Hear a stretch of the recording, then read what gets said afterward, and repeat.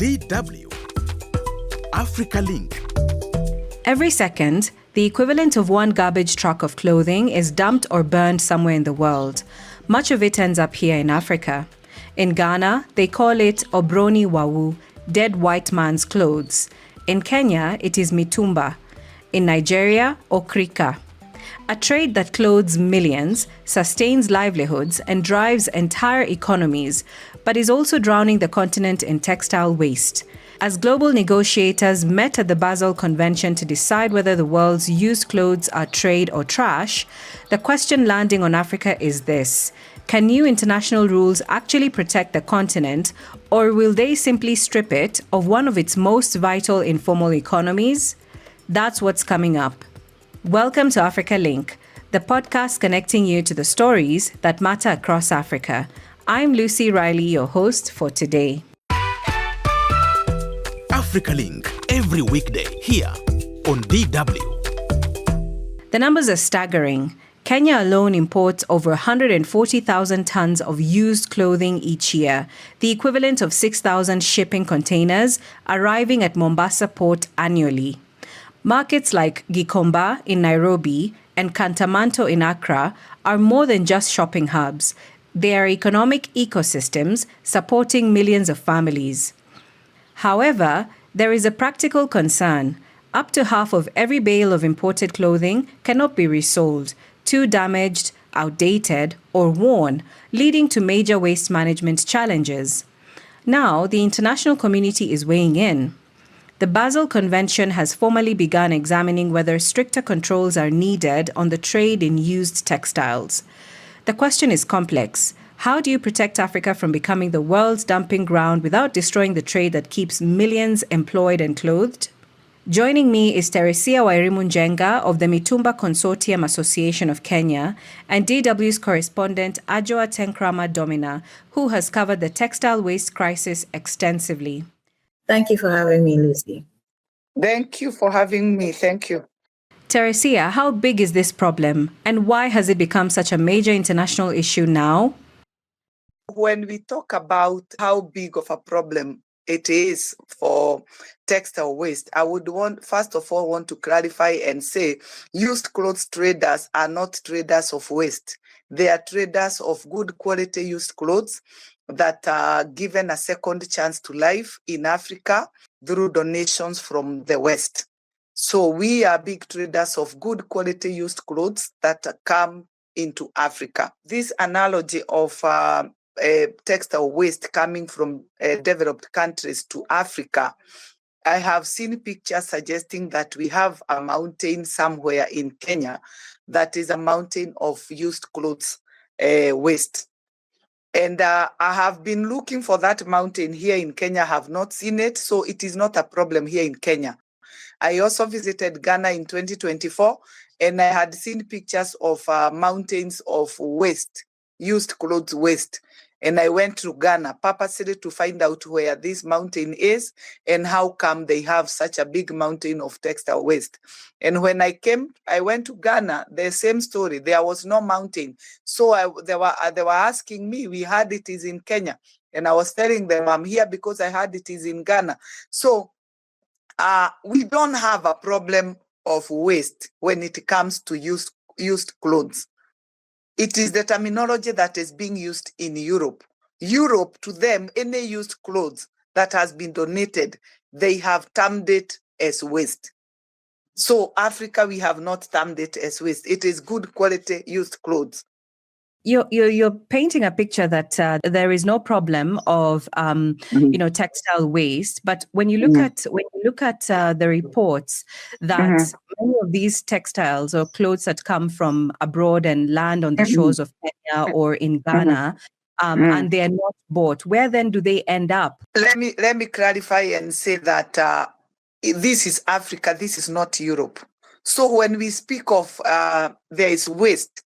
There is so much we can do with waste. Any textile that is not being used, even at home, it has a lot of things that it can do. We also have those clothes in the market that are not bought, but we also have people who do a lot of things with those clothes. They are recycled into other things. even the household textile waste, before it is termed waste, there's a lot that they do with it. So in Africa, when we talk about textile waste, there are so many joblessness. So people are very innovative. They do a lot of things with any waste that is found, from mechanical waste, from making mops for houses, from changing their quality. Maybe it was a sweatshirt that is out of fashion, and within minutes, tailors have made nice tracksuits for babies from them. So really, when we talk about waste in Africa, we do not have that kind of waste. That's what I keep telling people. Let them come and show us where that waste is, because there's so much we can do with that waste. You've touched on visiting Ghana and trying to find this heap of waste of textiles, but I want to bring in Ajua now. I mean, Ajua, you've reported extensively from Ghana. What does the textile waste crisis actually look like on the ground? Well, Lucy, thank you for having me. It's interesting that Teresia says she's been to Ghana and she didn't find the waste. Well, I have done a couple of stories. The recent one I did was about how a young artist was transforming textile waste into billboards. And prior to this, I have visited, one of the largest landfill sites that serve the eastern corridor of Accra. And contrary to what Teresia is saying, Lucy, there is visible waste in Ghana. And the landfill site I'm talking about is called the Pone landfill site, and it serves the eastern part of the Greater Accra region. Now, when you go there, it's a large land, more than 40 hectares of land, where you can see large deposits of waste. And just so I'm not talking out of head, there is research that was recently done by Greenpeace Africa, which talks about the mushrooming beyond this landfill site, the mushrooming of other, dump sites where you see large amount of waste deposit, including textile waste. Now, let me not go far. Just at the end of this last month, June, there was flooding in Ghana. And when you see the flood waters, I mean, we've seen all the videos and all of that. You see visible, deposits of textile waste, materials that are being carried away by the flood waters. Now, one of my visits to the landfill site, showed, I mean, it's a land where you're supposed to be depositing solid waste materials, but you find that there is lack of regulation as to who should bring their waste here. What is the volume of waste that should come here every week? And so the clothes that, are imported into the country end up there. And I've spoken to traders, Lucy. I've done a couple of stories with them who have told me that, look, the clothes that we import into Ghana, we are talking about 15 million, tons or bales of clothes every week coming into the country. And in that, the traders have confirmed that about 40% of that clothes come in as waste clothes. And so if the people who are selling it are confirming, and in fact, when you visit Kantamanto, which is the largest secondhand clothing market in West Africa, you will find that even in the market, there are clothes that have been discarded by the traders because they are unsellable. They cannot sell them. And so the big question is, where do they end up? They don't just vanish. Now, when they go to these landfill sites, because there's lack of proper management, when wind blows, it blows. And some of these landfill sites are located right by lagoons. They blow into, these lagoons. They get into wetlands. They get into, drainages, open culverts that are, supposed to prevent seawaters from entering into communities. So it is a visible problem in Ghana that has been admitted to. In fact, just last week, the government said that they are going to close down one of the biggest landfill sites, what I'm just talking about, because of the volumes of waste, including textile waste that we are seeing there each day. So I really beg to differ from Teresia, but the problem exists. Teresia, I want to bring you in. I mean, I'm also in Nairobi, and we've seen that huge volumes of unsellable clothing ending up in dump sites like Dandora dump site, and you find that it includes textile waste. And now there is this Basel Convention that's been happening, and last month they were discussing. Why do you think these negotiations are taking place now if there isn't a problem? I don't know how she concluded that the waste that is there is from used clothes traders. I would want also to clarify, in Kenya we have Dandora, that is a landfill that has a lot of waste, including textiles. But when Takataka Solutions did their research, they only found out that from their takataka, they have a percentage of about 2% that is from textile waste. And this includes household waste. So it is very important to clarify whether this waste is coming from used clothes or these are household waste. Because even new clothes, at some point in life, they will come to end of life. And they will also end up in landfills. So let's not confuse things. Used clothes traders are not traders of waste. They do not pay $15,000 in import duties to their government only to import waste.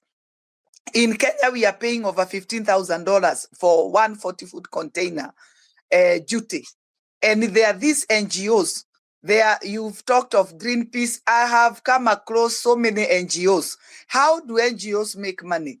NGOs make money by writing stories that attract funding.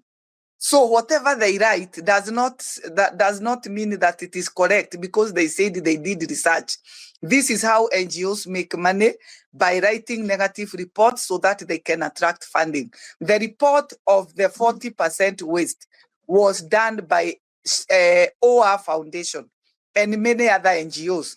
And we tried to look for why would they say 40% is waste? Who would trade with waste? Who can afford to pay $15,000 for one 40-foot container only to have even 10% waste? Number two, I was at the Basel Convention. Now the conversation is going on, but the real problem is one. They are penalizing the people who are doing used clothes trade instead of penalizing the producers. Why are we talking about the people who are selling used hand clothes? Why are we not talking to the people who are producing? Why can't we ask the producers to produce good quality clothes so that now we can avoid all these discussions?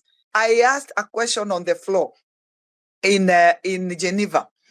Why is it that you want to declare a jacket that has been worn in dignity in London? Why do you declare it hazardous when it lands in Kantamanto market? Why do you want to declare a shirt that has been worn in Paris with a lot of dignity and it was not hazardous, but the minute it lands in Uganda or Owino market, it is termed hazardous? Why do we want to call those clothes worn by the West? When they land in Africa, we want to say they are hazardous goods. We want to call them waste. Why? They have been worn abroad in dignity. Why do we want to penalize the people who are champions of circular economy? The West, they promote circularity. Now we talk of circular economy in Africa. We are the champions of circular economy. Why do we want to penalize them? Then again, when we come to environment, is it healthy to keep producing clothes, or is it healthy to produce good quality clothes that can support few other lives? How do we protect our environment, our climate? And if today we restrict the movement of used clothes, what will happen to the millions of Africans who depend on this trade? No, I'm saying that the reform structure of the Basel Convention does not just tackle where the products end, but it deals with the sources as well. So I think that we should look at it. Right now, let me answer you simply, my sister, because I know you are one of the people who are publishing negativity on used clothes. I will answer you with this one. Used clothes is a lifeline. If there is a problem, let's deal with it with the producers. I mean, we're not denying that it is a lifeline for those who depend on the trade. But Ajwa, we often hear that Africa receives the world's unwanted clothes. And even Teresia has touched on, at some point, used clothes will become waste, right? So what is the full story here? Thank you once again, Lucy. So I hear that a lot, that Africa receives the world's unwanted clothes. And is that a full story? I don't think so. I mean, that's a common assumption that we have become, like, for want of a better expression, the dumping ground of, some of these clothes. I believe it's only part of the picture. And I say this because on one hand, yes, countries like Ghana, you've mentioned Kenya, and even Nigeria do receive, volumes of secondhand clothing every other week. Much of which that research has indicated really, and what we have seen on the ground, it's not necessarily usable. And we can all go ahead and talk about the upcycling process, the other process that innovators, in Ghana and Kenya are using to, innovate and evolve some of these clothes that cannot be wearable anymore. But you also have the issue about a high demand, which Teresia has spoken about. And there are millions of Africans, at least for us in Ghana, there are millions of people who depend on these secondhand clothing. And so it's a demand and supply issue. It's not necessarily that the West, is bringing clothes and just dumping on us without a say. And so you can even go as far as say that it is a, how do I call it? It's a necessary evil. But for me, the question is it for livelihood's sake that you put, lives at risk? And nobody is saying that the entire bill that is coming into the countries, are waste. I saw, part of the Basel Convention that, talks about how we should begin to label certain clothes that are coming, or textile flows that are coming into Africa, for instance, so that, there's a classification of what is a low quality secondhand clothing, what is a high quality secondhand clothing. If countries can decide that, okay, this quality that is coming in is not good enough for a country, and so we should put stricter controls, for instance, at the port on it, so that, because why are you bringing waste into our country? And whether we like it or not, the truth of the matter, and like I've already mentioned, the traders themselves have confirmed it is not the case that they put their money in a system that brings them losses. But whether you like it or not, that is the reality. What environmental impacts have you personally seen while reporting on this issue? So initially, I was talking about the landfill sites where I have reported. So I've done reports about lagoons in Accra and the pollution that they are exposed to. I have visited some wetlands as well, protected spaces, for migratory birds and all of that. And what I see, at least from the Poundland side, is that there is improper disposal and lack of proper management of the landfill site. There is also a lack of monitoring to ensure that the volumes of waste that are deposited every other week or every day is corresponding with the volumes that are expected there. We've heard fishermen talk about the fact that they go to sea, and instead of fetching fish, they are fetching materials, textile materials, plastic materials. There's also another leg of sanitation problem. Lucy, so just about 500 meters from this landfill sites that I'm talking about, this is about 5 minutes walk. You find that because it's a fishing area, you find that women who are smoking fish are plying their trade just within this short radius of this heavily polluted, heavily unregulated landfill site. And one thing you see predominantly is the outbreak of diseases. I was earlier mentioning that the government in last week has indicated that they are actually going to close down this landfill site because of the high volumes of pollution that we have seen.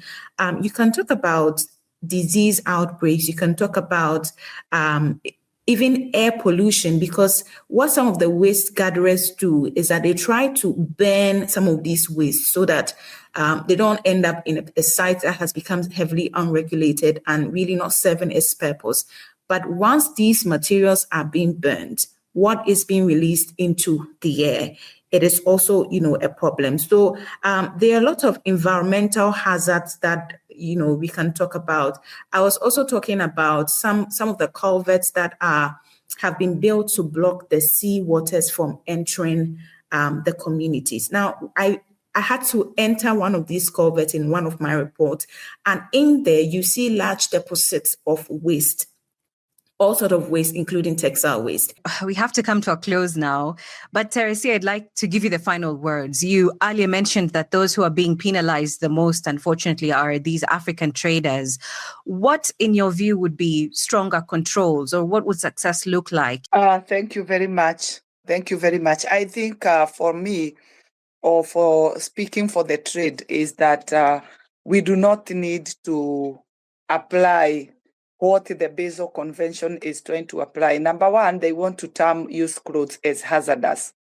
And I want to say this: the used clothes cannot be hazardous because they have landed in Africa. They should be hazardous from source.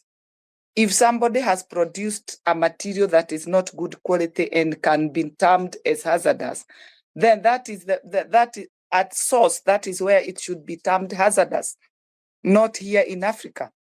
So Africa has been importing these used clothes for over 50 years. Can't we trust government to take care of their countries? Why do we need outsiders to decide for Africa? We have Ghana. Ghana has its own government. We have Kenya. Kenya have its own government. We have Kenya Bureau of Standard. We have Uganda. We have all these countries that are importing. They have their own Bureau of Standard. Why can't we allow them to look into the standards? If we come to Kenya, I can tell you, we have protocols of importation. We do not just go there and buy. We have a procedure that we have to follow. We have quality control that we have to follow. And from that quality control in our country, before we didn't have them, but traders and government sat down. They came up with the protocols of importation. So what is imported into the country has already conformed. Why can't we allow government to do that? Why do we want now to decide for Africa? So can you remember many years ago, colonialism in Africa came through ships. Now it is coming back through policies.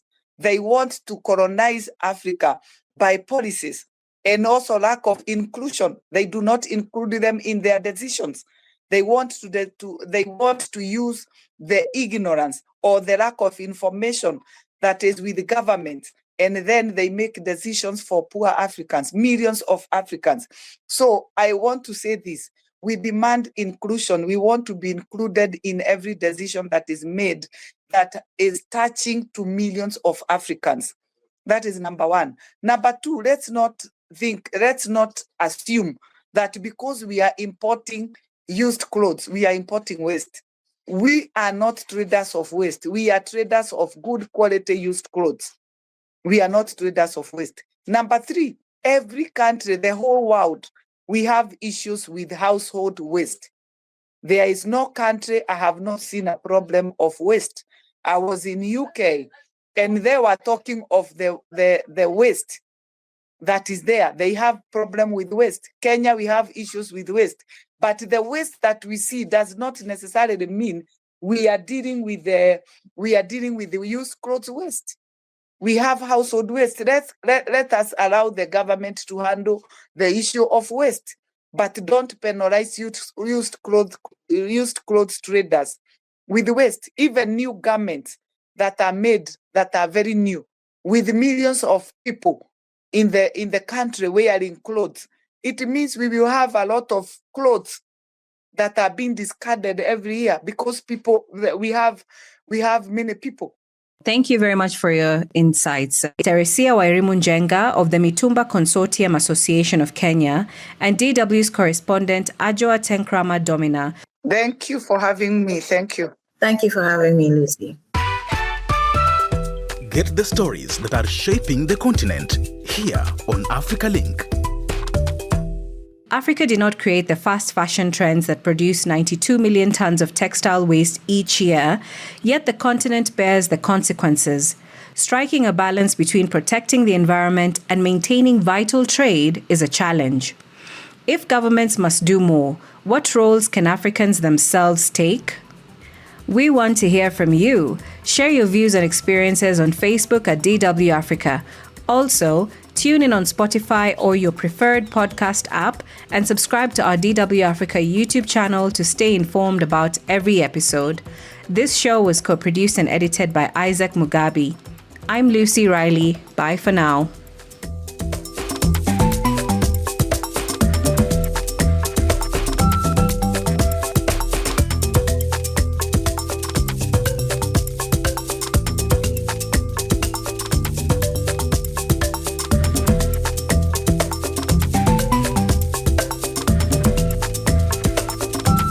DW. Made for Mind.